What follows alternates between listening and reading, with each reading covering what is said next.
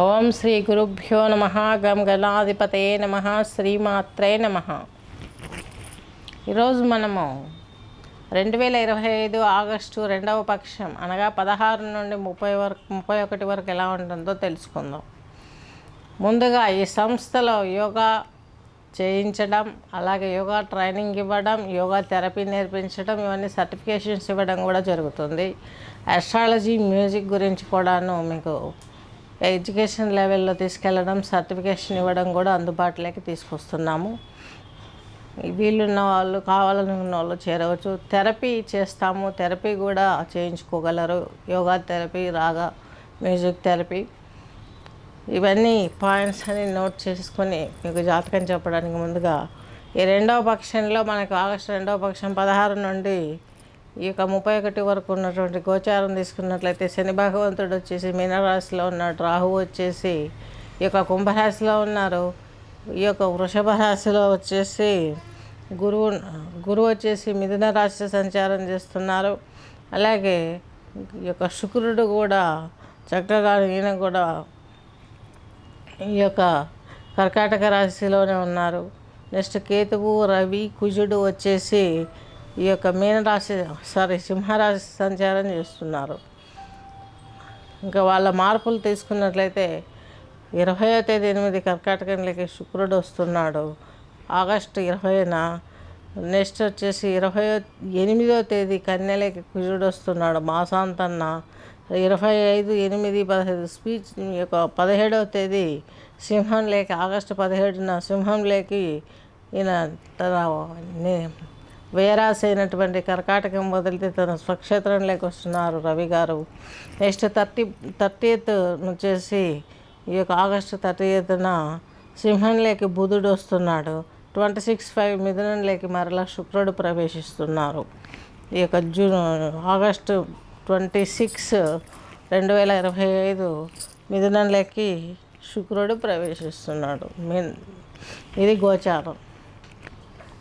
ఇంకా మేషరాశికి తీసుకుంటే, మేషరాశి వారికి అశ్వని నక్షత్రం 4 పాదాలు, భరణి నక్షత్రం 4 పాదాలు, కృత్తికా నక్షత్రం ఈ యొక్క 2 పాదాలు కృత్తిక 1 పాదం తీసుకున్నట్లయితే మేషరాశి కిందకి వస్తుంది. మేషరాశి వారికి ప్రధానంగా వేన్లో చక్కగా మీకు శని భగవంతుడు పడ్డాడు. ఈయన పడడం అనేది కొంచెం ఇబ్బందికరమైన విషయమే. ఎందుకంటే ఈయన 2వ ఇంటి మేషరాశి వారికి 10th, 11th హౌస్ ప్లానెట్.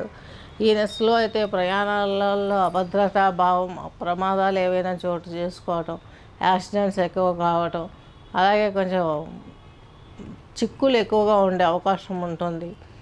ఈయన వ్యయంలో పడబట్టి మేషరాశి వారికి ఏళ్ళనాటి శని స్టార్ట్ అయింది కాబట్టి ఇలాంటి ఫలితాలను ఇస్తారు. రాహు లాభంలో ఉండి కూడా కొంచెం ప్రాబ్లమ్స్ అనేటివి కలగజేసే అవకాశం ఉంది. లాభంలో రాహు యోగించవచ్చు కానీ వేగించాడు. ఎందుకంటే పూర్వభాద్ర నక్షత్రంలో శని రాహులు పరస్పరం ఒకే రాశిలో ద్విద్వాదశాలు పట్టి సంచరిస్తున్నారు కాబట్టి సేమ్ థింగ్, ఇద్దరు బ్యాడ్ ఎఫెక్ట్స్ ఇచ్చే అవకాశాలు ఎక్కువగా కనిపిస్తున్నాయి. నెక్స్ట్ వచ్చేసి ఇక్కడ శుక్రుడు, గురువు వచ్చేసి మీకు మిథున రాశి సంచారంలో ఉన్నారు కాబట్టి దేవగురువు, రాక్షస గురువు, వీళ్ళు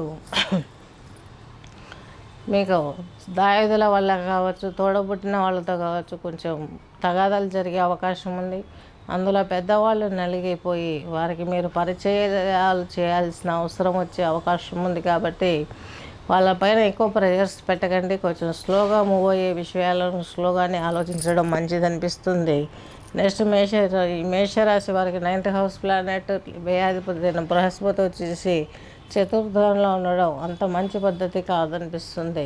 దీని మూలంగా ఏమొస్తుంది, దైవచింతన, యోగా, తీర్థయాత్రలు ఇవన్నీ కూడా కొంచెం కొలికి రాకుండా మూలపడే అవకాశం ఉంది. కాబట్టి చాలా జాగ్రత్తగా, చాలా ఫాస్ట్గా స్టెప్స్ వేసే స్వభావాన్ని కంట్రోల్ చేసుకొని మిమ్మల్ని మీరు క్రమబద్ధీకరించుకున్నట్లయితే ముందుకి ఈ విషయాలలో కూడా స్పోర్ట్స్లోను, అలాగే జల సంబంధమైనటువంటి వృత్తులలో మీరు చక్కగా ఏదైనా రొయ్యల చెరువులైనా మత్స్య పరిశ్రమ అయినా ఏవైనా పెట్టుకోవచ్చు. చక్కగా నీటికి సంబంధించినటువంటి బోర్స్ వేయడం, ఇలాంటి వృత్తులలో ఉన్న వారికి కూడా మంచి జరిగే అవకాశాలు ఉన్నాయి. సముద్రయానాలు చేసేవారికి కూడా బాగుంటాయి. కాకపోతే కొంచెం జాగ్రత్త వహించాల్సిన అవసరం ఉంది ప్రయాణాలలో, ముందే చెప్పుకున్నాం కదా.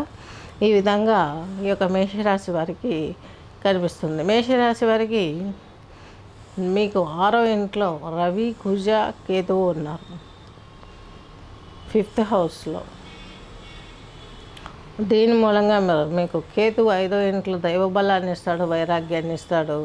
అలాగే రవి, కుజుడు మీకు ఈ యొక్క మేషరాశి వారికి, కుజుడు అంటే మీ రాశిపతి, అష్టమాధిపతి. పెద్దవాళ్ళకి సర్వీస్ ఇవ్వాల్సి రావడం, కొంచెం మానసికంగా మీరు అప్పుడప్పుడు డల్ అయిపోవడం, ఇలాంటివి జరిగే అవకాశాలు స్పష్టంగా గోచరిస్తున్నాయి. నెక్స్ట్ రవి తన స్వక్షేత్రంలోకి ప్రవేశిస్తాడు కాబట్టి ఈయన మీకు మేషరాశి వారికి 5th హౌస్ ప్లానెట్ కాబట్టి చక్కగా మీకు కావాల్సినవి అమర్చడానికి తన సొంత ఇంట్లో ఒక అర్ధభాగం యోగించే అవకాశం ఉంది. ఎందుకంటే 5లో ఈ యొక్క శుభగ్రహం అంటే మనకు రవి, పాపగ్రహాలు కోణ వ్యవస్థలో యోగిస్తాయి కానీ కేంద్ర వ్యవస్థలో యోగించినంతగా కోణ వ్యవస్థలో అంత దిట్టంగా యోగించే అవకాశం కనిపించట్లేదు. కాబట్టి సంతానానికి సంబంధించినటువంటి ప్రాబ్లమ్స్, వాళ్ళకి ఎడ్యుకేషను, ఏజ్ను, హెల్త్ ఏదో ఒకటి కొట్టే అవకాశం ఉంది. కాబట్టి ఈ విషయంలో మీరు జాగ్రత్తగా ఉండాలి. అలాగే భార్యాభర్తల విషయంలో కుటుంబ తగాదాలు తెరతీసే వ్యవహారాలు కూడా ఉన్నాయి. పాలిటిక్స్ రంగంలో ఉన్న వారికి కూడాను వాళ్ళు ఏం చేస్తున్నారు, ఏం చేయాలి, ఎలా ఉండాలి అంత ఒక ముసుగులో గుద్దులాటలాగా ఉంటుంది. పరిస్థితులన్నీ తారుమారయ్యే అవకాశం ఉన్నట్టుగా గోచరిస్తుంది.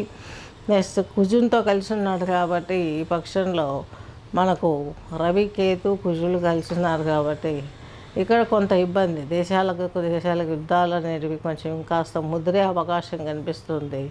అలాగే మానవ జీవితంలో పంచమ హౌస్ అంటే హయ్యర్ ఎడ్యుకేషన్, హయ్యర్ జాబ్స్కు ప్రయత్నించే వారికి, ఉన్నత పదవులు స్వీకరించిన వారికి ప్రెజర్స్ ఎక్కువ పెరిగి అప్ అండ్ డౌన్స్ అయ్యే అవకాశాలు స్పష్టంగా గోచరిస్తున్నాయి.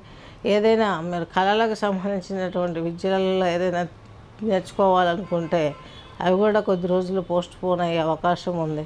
స్లోగా, నెమ్మదిగా, చక్కగా మీకు జీవితంలోకి అన్నీ రావటానికి పెద్ద ఎక్కువ టైం పట్టదు. కాబట్టి ఆలోచించకుండా అతిగా చక్కగా జాగ్రత్త తీసుకొని మీ యొక్క ప్రయాణాలు, పనులు, అలాగే శాంతంగా నాయకులతోటి బిహేవ్ చేయటము, దీని మూలంగా మీకు అన్నీ మంచి జరిగే అవకాశం స్పష్టంగా గోచరిస్తుంది. స్వస్తి.